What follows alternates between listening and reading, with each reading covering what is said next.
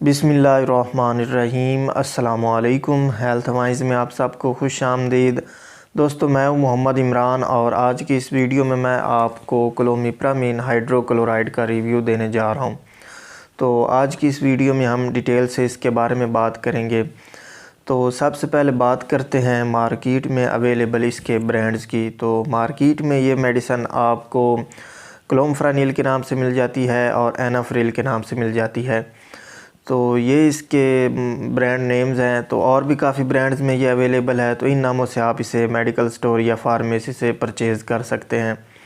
अब बात करते हैं क्लोमिप्रामीन क्या चीज़ है। ये एक ट्राईसाइक्लिक एंटी डिप्रेसेंट मेडिसन है और ये हमारी बॉडी में वर्क किस तरह करती है।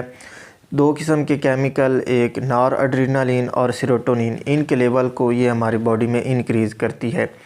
तो ये दोनों जो केमिकल हैं ये हमारे बॉडी में हमारे मूड को कंट्रोल करते हैं। अब बात करते हैं इसके यूजेस की। तो इसे डिप्रेशन के ट्रीटमेंट में यूज़ किया जाता है। इसके अलावा इसे फोबियाज़ के ट्रीटमेंट में यूज़ किया जाता है। ये एक ऐसी कंडीशन है जिसमें पेशेंट किसी सिचुएशन से बहुत ज़्यादा डरा हुआ होता है या फिर किसी बंदे से बहुत ज़्यादा डरा हुआ होता है जिसको वो फेस नहीं कर सकता। इसके अलावा इसे पैनिक अटैक्स के ट्रीटमेंट में यूज़ किया जाता है। पैनिक अटैक्स ये एक नफसियाती कंडीशन होती है जिसमें पेशेंट किसी ख्याल के आने से बहुत ज़्यादा डर जाता है। फॉर एग्ज़ाम्पल, पेशेंट को बार बार ख्याल आ सकता है कि उसे कहीं हार्ट अटैक ना हो जाए या पेशेंट कहीं मर ना जाए।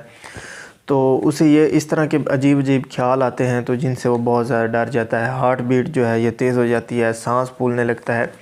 तो इस नफसियाती कंडीशन के ट्रीटमेंट में भी इसे यूज़ किया जाता है।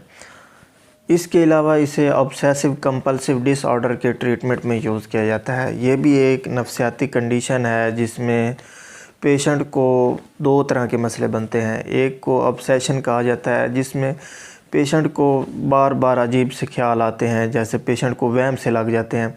पेशेंट को ख्याल आता है कि शायद जो उसने गली का या दरवाज़े का लॉक लगाया है वो सही तरह से नहीं लगा हुआ, या फिर पेशेंट जो है इसको बार बार ख्याल आता है कि अगर मैं ऐसे करूँगा तो लोग क्या कहेंगे। तो इस तरह के अजीब अजीब से ख्याल आते हैं। और दूसरा इसमें मसला बनता है कंपल्शंस का। पेशेंट कुछ काम जो है वो बार बार रिपीट करता है जो कि फ़जूल से होते हैं। मतलब पेशेंट को बार बार ख्याल आता है कि उसके हाथ गंदे हैं, बार बार हाथों को धोता है, बार बार वो चीज़ों की गिनती करता है, या फिर कोई चीज़ें जो हैं वो उनको डाउट रहता है कि चीज़ें तरतीब से नहीं पड़ी हुई, बार बार चीज़ों को तरतीब लगाता रहता है। तो इस तरह के नफसियाती मसाइल में पेशेंट मुब्तला हो जाता है। तो इस तरह पेशेंट का जो बहुत सा टाइम है वो वेस्ट हो जाता है। तो उसके इस कंडीशन के ट्रीटमेंट में भी इसे यूज़ किया जाता है। इसके अलावा इसे बच्चों में एक मसला पाया जाता है बेड वेटिंग का। बाज़ बच्चे जो हैं, ख़ास तौर पर 5 साल से बड़ी उम्र के बच्चे जो हैं, ये बेड वेटिंग का इनमें मसला पाया जाता है, बिस्तर पर अपना पेशाब कंट्रोल नहीं कर पाते।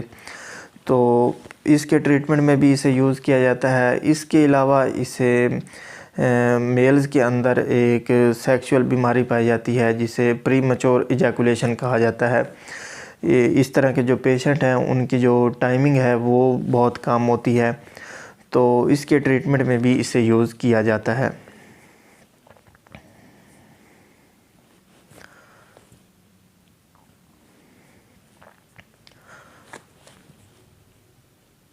अब बात करते हैं इसकी डोज़ की। तो इसकी जो डोज़ है ये अकॉर्डिंग टू कंडीशन होती है। मतलब पेशेंट की कंडीशन के मुताबिक डॉक्टर इसकी डोज़ को प्रेस्क्राइब करते हैं। तो इसकी डोज़ जो है ये 10 mg से लेकर मैक्सिमम 200 mg पर डे तक प्रेस्क्राइब की जा सकती है अकॉर्डिंग टू पेशेंट कंडीशन। अब बात करते हैं इसके साइड इफ़ेक्ट्स की। मतलब इसके इस्तेमाल से कौन कौन से नुकसानात हो सकते हैं। तो इसके जो मोस्ट कॉमन साइड इफ़ेक्ट्स हैं उनमें एक तो ड्राई माउथ का मसला बन सकता है, मुंह खुश्क हो जाता है, सर दर्द का मसला बनता है।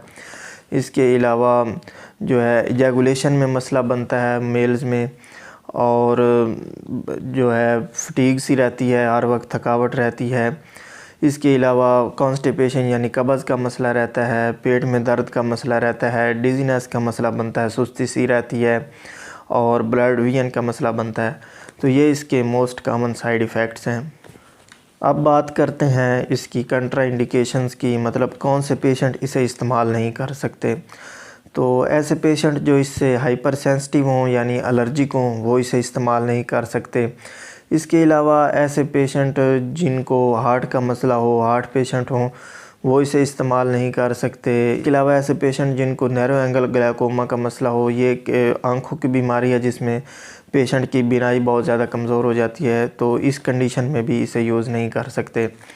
इसके अलावा कुछ ऐसी मेडिसन हैं जो कि सेरोटोनिन के लेवल को बॉडी में मज़ीद इंक्रीज़ कर देती हैं, उनके साथ इसे इस्तेमाल नहीं करना चाहिए। फॉर एग्ज़ाम्पल सेलिजिलिन के साथ आप इसे इस्तेमाल नहीं कर सकते, लिंजोलिड के साथ आप इसे इस्तेमाल नहीं कर सकते। तो ये ऐसी मेडिसन है, अगर इनके साथ आप इसे इस्तेमाल करते हैं तो सेरोटोनिन का लेवल जो है ये बॉडी में बहुत ज़्यादा इंक्रीज़ हो जाता है, जिससे टॉक्सिसिटी का ख़तरा पैदा हो जाता है। तो दोस्तों उम्मीद है आपको वीडियो पसंद आई होगी, और अगर आपके माइंड में कोई क्वेश्चन आ रहा हो तो आप कमेंट सेक्शन में पूछ सकते हैं, और मज़ीद किसी दूसरी मेडिसन या मेडिकल रिलेटेड टॉपिक के बारे में जानना चाहते हों तो उसका भी कमेंट सेक्शन में बता दें। अगली वीडियो आने तक अल्लाह हाफिज़।